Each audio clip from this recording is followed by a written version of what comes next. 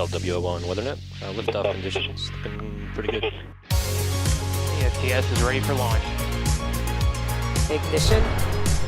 Liftoff. Falcon 9 has cleared the tower.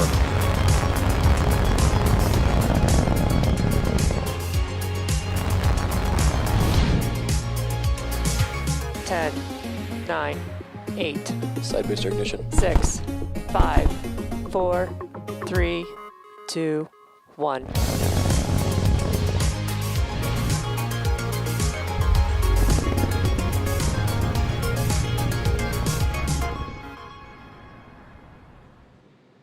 It's December 6th, and you're looking at a live view of Falcon 9 on launch pad 39A at Kennedy Space Center, and we're about to launch a Dragon spacecraft. Liftoff is targeted at 11:17 a.m. Eastern Time. My name is Andy Tran, and I'm a production supervisor here at SpaceX. It's great to be here with you to cover our 21st commercial resupply mission to the International Space Station for NASA.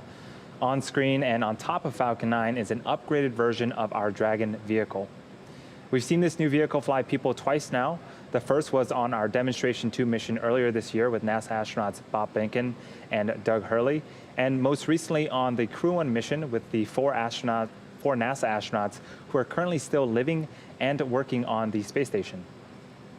For today's mission, instead of people, we'll be transporting cargo, and this will be the first flight of cargo in our upgraded Dragon. It's worth highlighting that all CRS flights going forward will fly from pad 39A, and late cargo load will be done through the crew access arm. To this day, Dragon remains the only spacecraft currently flying that's capable of transporting significant amounts of cargo to and from the Earth. Once Dragon reaches its destination, it will be the first time that we have two Dragons docked at the orbiting laboratory at the same time. Between Crew Dragon and the cargo resupply missions, at this time, we are anticipating that there will be a Dragon spacecraft attached to the International Space Station at all times throughout 2021. And one final milestone to highlight today. If all goes according to plan, today's launch will mark the 100th successful mission for Falcon 9. So a lot of excitement ahead in the next hour. We are targeting an instantaneous launch window, currently at T-minus 13 minutes and counting, with all systems currently go at both our Kennedy Space Center and SpaceX Mission Control in Hawthorne, California. So with that, let's take a closer look at today's Falcon 9 and Dragon spacecraft.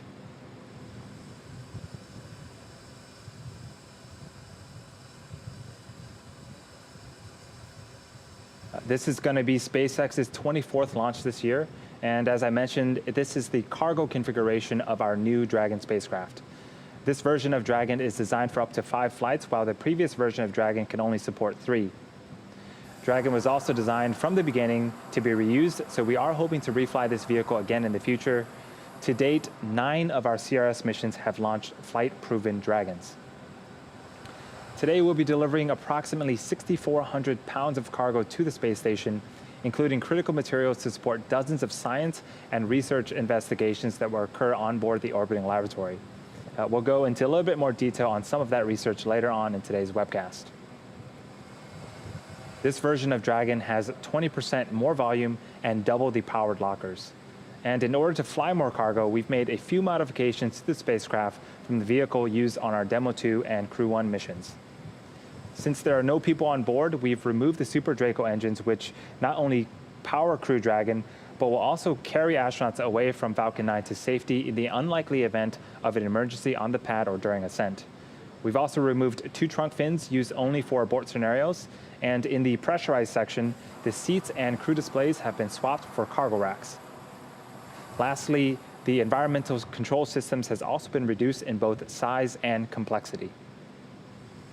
And while this Dragon will be flying for the first time, the Falcon 9 first stage, which is the bottom 2/3 of the vehicle, is a flight-proven booster. Today's mission, CRS-21, will be its 4th flight. It previously supported the Demo 2, Anasis 2, and most recently, the Starlink mission in October. To date, we've had 99 successful Falcon 9 launches. 42 of those were on reflown boosters.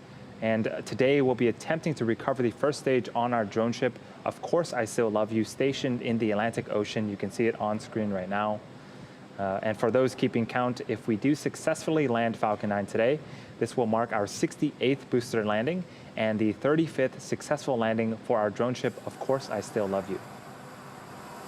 And finally, above the first stage is our second stage. It has a single Merlin vacuum or MVAC engine, which ignites after the first stage separates. The second stage is what will carry Dragon to its intended orbit, allowing the spacecraft to eventually rendezvous with the International Space Station.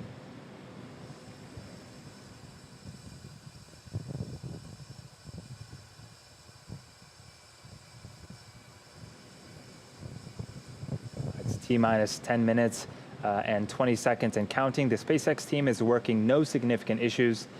For propellant, the go, no-go poll was conducted at the T-minus 38-minute mark, and propellant loading began shortly after that, around the T-minus 35-minute mark. At this point, RP-1 fuel is completely loaded on the second stage and almost done on the first stage. For liquid oxygen, it's currently underway on both stages and should complete around the T-minus 2-minute mark. We're also loading helium gas into both stages. Falcon 9 uses helium as a pressurant to backfill the propellant tanks, as liquid oxygen and RP-1 are consumed by the Merlin engines during ascent. For Dragon, we've also began its startup sequence at the T-minus 35-minute mark when it coordinated timing with Falcon 9. It's currently undergoing vehicle health checks with the next big step just before liftoff when the Dragon transitions to internal battery power. The range is standing by and ready to support. As for weather, a bit better than yesterday. We're looking at a 40% probability of violation with the primary weather constraint of thick clouds. There may also be some precipitation in the thick clouds that we are monitoring and will continue to monitor all the way until T0. Other than that, with the launch team, Falcon 9, Dragon, and range reporting green, and at T-minus 9 minutes and counting, all systems are go for launch of CRS-21 today.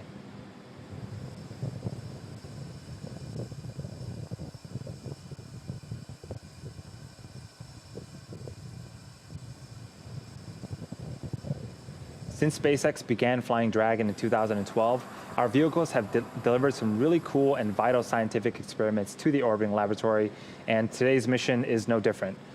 Dragon will be carrying dozens of research payloads to the space station, including research from the National Laboratory, operated by the Center for the Advancement of Science in Space, or CASIS.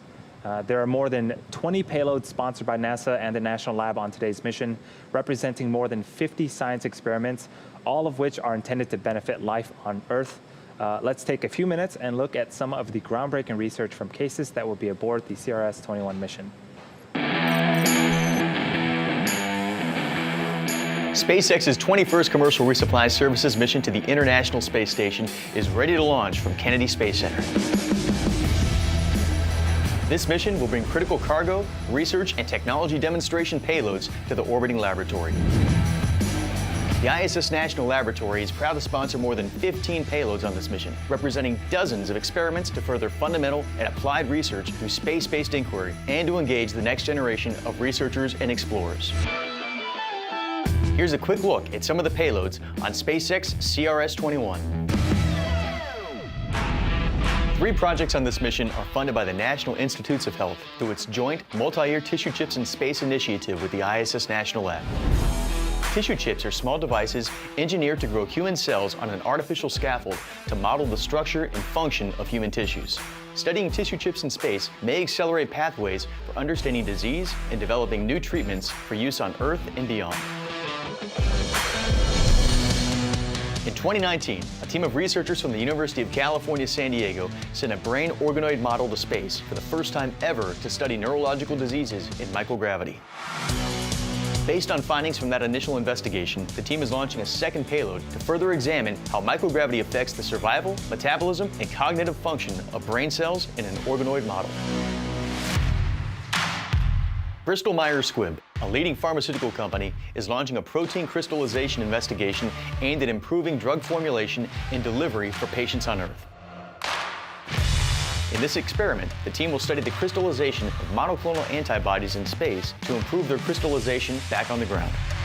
Monoclonal antibodies are lab-created proteins designed to interact with specific targets called antigens and are used in the treatment of several diseases, including cancer. Did you know that more than 7 million tomato seeds have been sent to low Earth orbit and exposed to microgravity? That's right. Tomatosphere is an education program in which students and teachers around the country compare the germination rates of space-flown seeds and Earth-based seeds. The program provides students with a glimpse into how the unique microgravity environment of the ISS affects plant growth.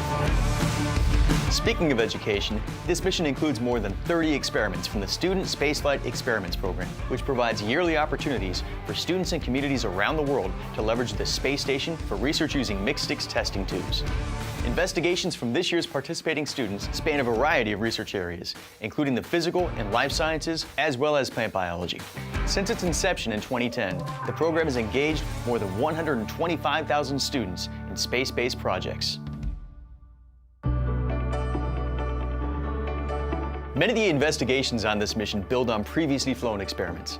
Such research serves to advance the knowledge gained through space-based inquiry, delivering value to our nation and driving a robust, sustainable, and scalable market in low Earth orbit. We look forward to this launch and the important research that will be completed on our nation's orbiting laboratory in the coming months. To learn more about all ISS National Lab sponsored research on this mission, please visit issnationallab.org.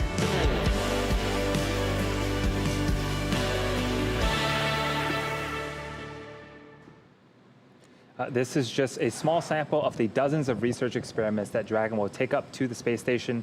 For more information on the exciting microgravity research happening on the orbiting lab, you can follow @space_station on Twitter.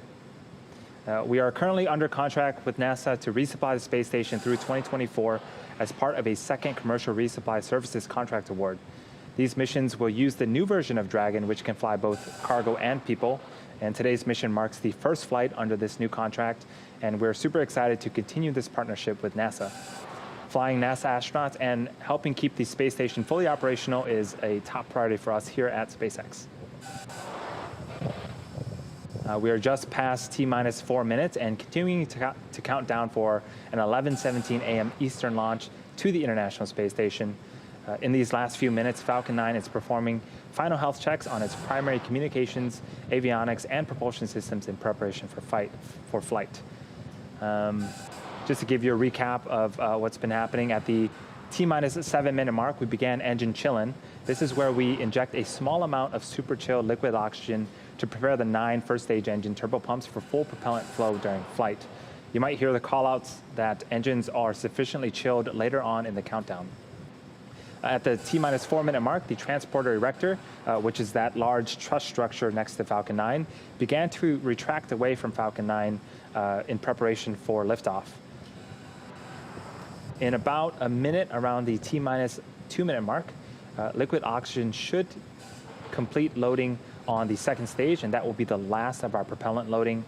At the T-minus 1-minute mark, Falcon 9 flight computers will enter startup mode and guide the rocket through the rest of the countdown. Shortly after that, the SpaceX launch director will give the go for launch, and finally at T0, the rocket is released from the hold down clamps for liftoff, after which the strong back fully retracts away from the rocket, clearing way for Falcon 9's ascent. Checkouts of the second stage thrust vector control actuators are also underway. You often hear people refer to this as an engine wiggle test. This is when we move the thrust nozzle slightly to make sure that the guidance hardware is a go for flight. We do the exact same checkouts on the engines for the first stage, except that occurs just seconds before ignition. Dragon is also performing its final health checkouts to make sure all of its primary systems are ready for its rendezvous with the space station. The range remains a go for launch, and whether we are still continuing to monitor. Let's listen into the nets for the last few minutes of terminal count.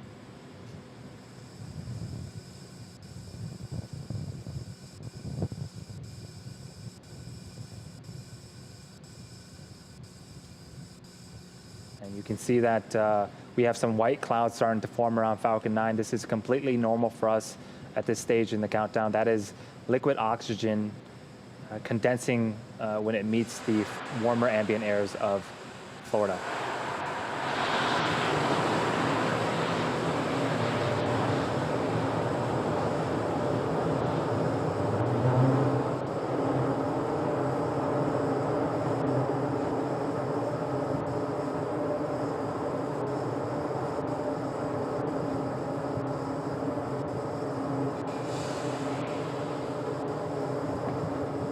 And we've just passed the T-minus 1 minute mark. Both stages are beginning to pressurize for launch.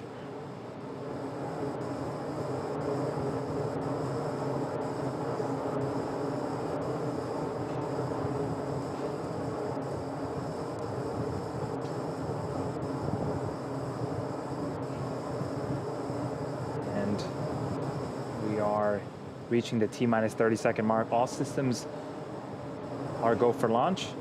This is mission CRS-21, the last mission of Dragon for this year.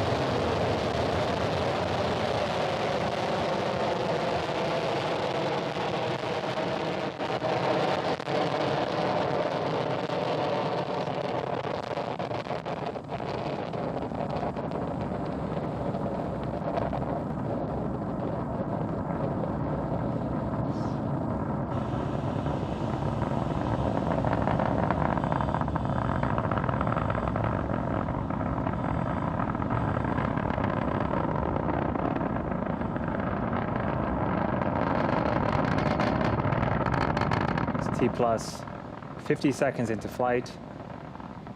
Falcon 9 is carrying our upgraded Dragon vehicle to low Earth orbit. In a few seconds, we'll be passing max Q, which is the moment where the vehicle will experience the highest amount of aerodynamic pressures.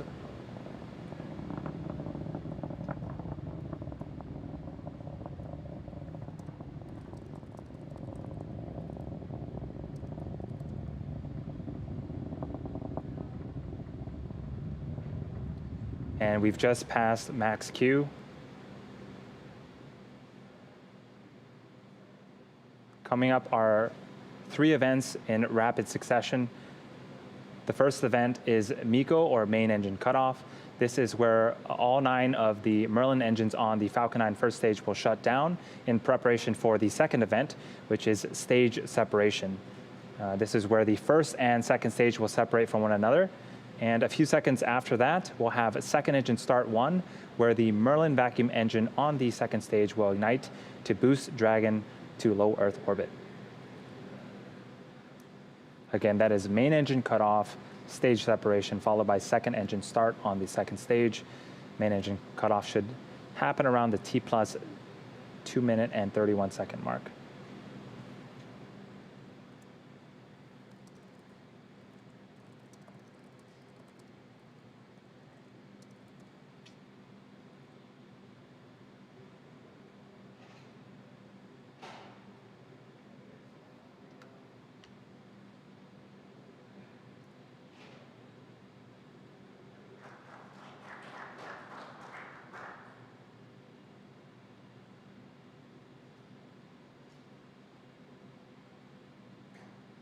And you just saw on screen, successful main engine cutoff, stage separation, and ignition of our second stage.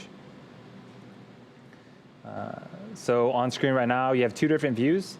On the right-hand side is a view of our second stage Merlin vacuum engine. On top of that second stage is our Dragon vehicle. And on the left-hand side is a view from the top of our first stage looking downward. The first stage will continue its descent back towards Earth and attempt landing on our drone ship, Of Course I Still Love You, in a few minutes, while the second stage continues to take our Dragon vehicle to low Earth orbit. If you are just joining us, this is the 21st commercial resupply mission for the International Space Station for NASA. This is also SpaceX's 24th launch this year. And we're flying a cargo configuration of our new Dragon spacecraft.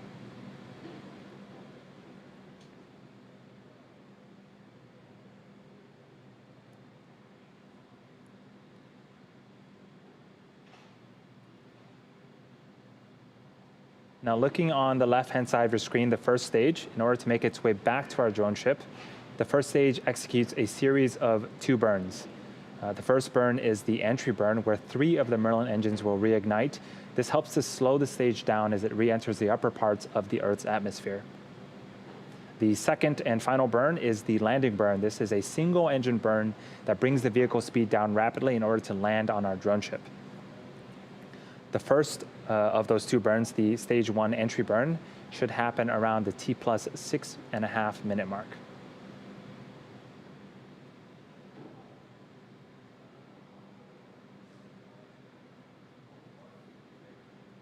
Until then, we get some really cool views of both the first and second stage. You notice that our grid fins on the first stage have also deployed. Those help to guide the first stage back during descent.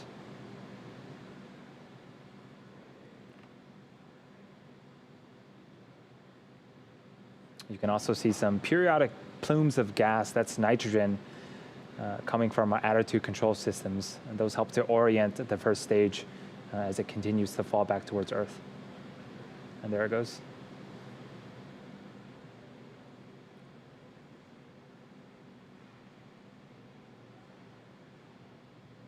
We're about a minute away from the first of these 2 burns on the first stage.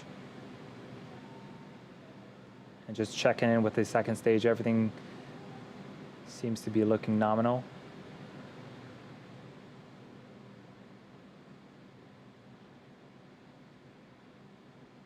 Trajectory nominal. That engine that you see on the right-hand side can produce over 220,000 pounds of thrust in a vacuum.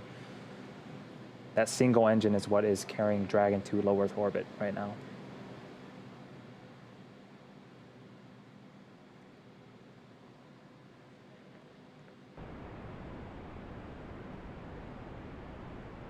And we're just a few seconds away from our re-entry burn on the first stage. Watch for those 3 Merlin engines to relight and slow the stage down.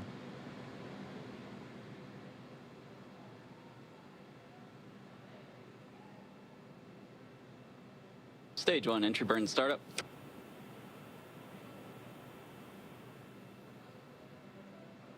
And there's our entry burn.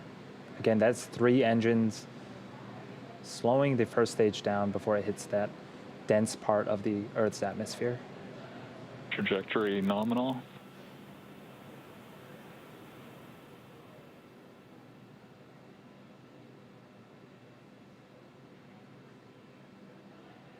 Stage 1, entry burn shutdown. And we are done with the first of 2 burns on the first stage. The second burn, the landing burn, will happen at the T plus 8 minute and 18 second mark. That second burn should last for about 25 seconds. And as that burn is happening, we should also be having another major event for the second stage, second engine cutoff. We'll see if we can hear that as the landing burn begins.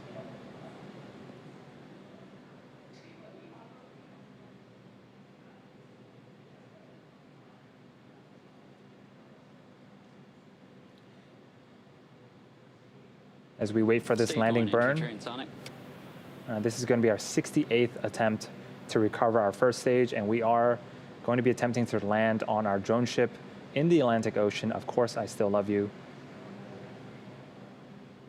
Second stage and terminal guidance.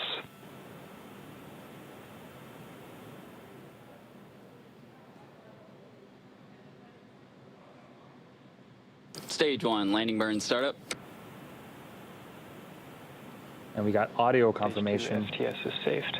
that the first stage has begun its landing burn. Everything's looking great on the second stage right now. Stage 1, landing leg deploy. There's a view from our drone ship. Here comes Falcon 9. Eco.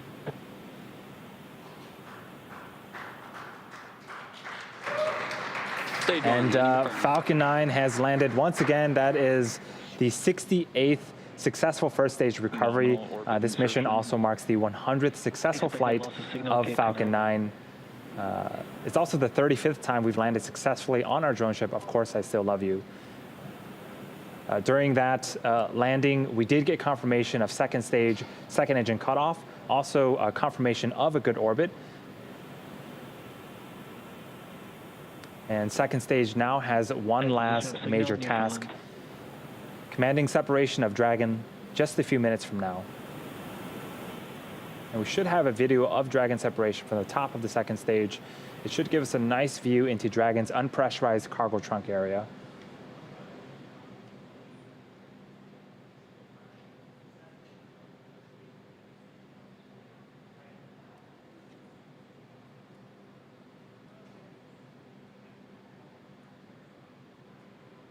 This is an animation to show where each of the stages are currently in this mission. The second stage has turned off its Merlin vacuum engine and is currently coasting, awaiting for Dragon separation.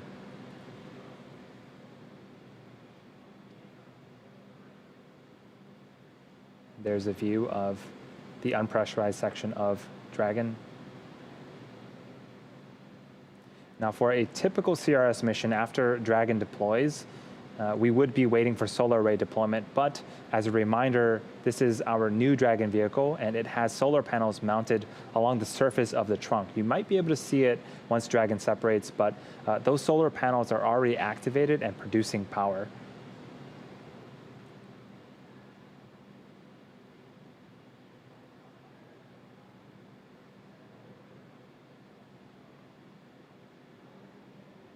We are about 45 seconds away from Dragon separation.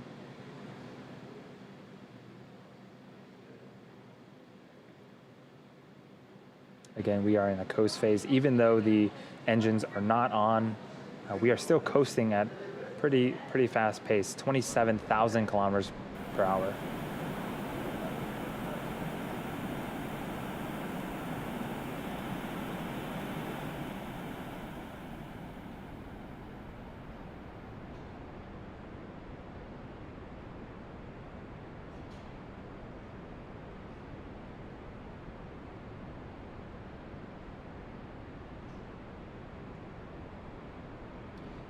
And we are expecting Dragon separation just a few seconds from now.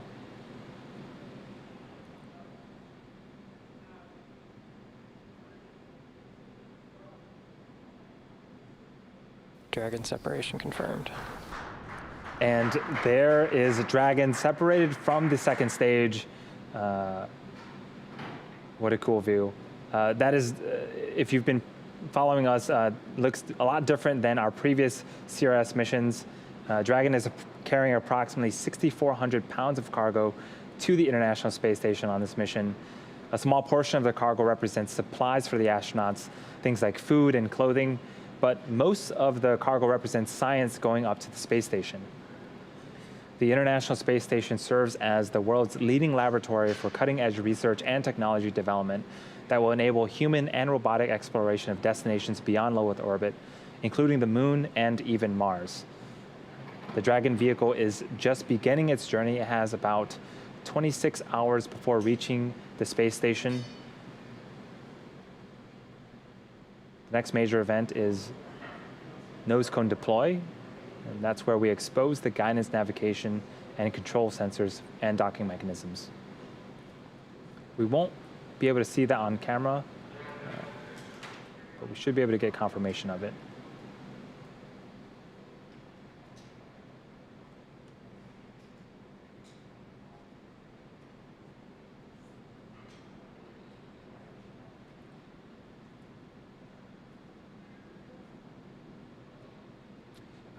And we do have confirmation of nose cone deploy, and Dragon is now, there it is, Dragon is now on its way to the space station. Again, over the next 26 hours, Dragon will perform a series of orbital height adjustment maneuvers with its Draco engines until it's within a few kilometers of the International Space Station and begins its autonomous docking process. Dragon is set to dock at 1:30 p.m. Eastern tomorrow and remain at the space station for more than 30 days before returning to Earth with research and return cargo. And there you have it, our fifth and final Dragon flight of 2020. With that, that's going to do it for us here at SpaceX today. We had an on-time liftoff from Kennedy Space Center, successful stage separation. We landed our first stage for the 68th time and successfully deployed our upgraded Dragon vehicle into orbit. Today's mission also marked the 100th successful flight for Falcon 9. Dragon's arrival and docking to the space station will be streamed live starting tomorrow at 11:30 a.m. Eastern on NASA TV. Dragon will spend, again, about 5 weeks attached to the space station before returning to Earth with cargo and research. Keep an eye out for mission updates on NASA and SpaceX's social media accounts. We want to give a big thanks to the Range and Federal Aviation Administration for their support today. And of course, finally, thank you to everyone that has joined and tuned in for today's launch. Until next time, have a great rest of your weekend.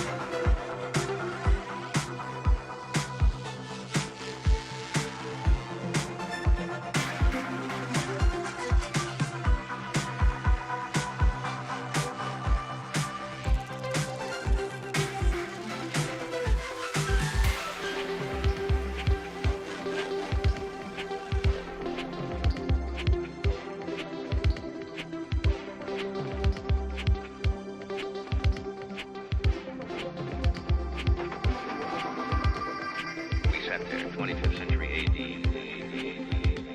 We sat there and looked at a rocket from Mars, and you just boggled the mind. And the technology caught up, didn't it?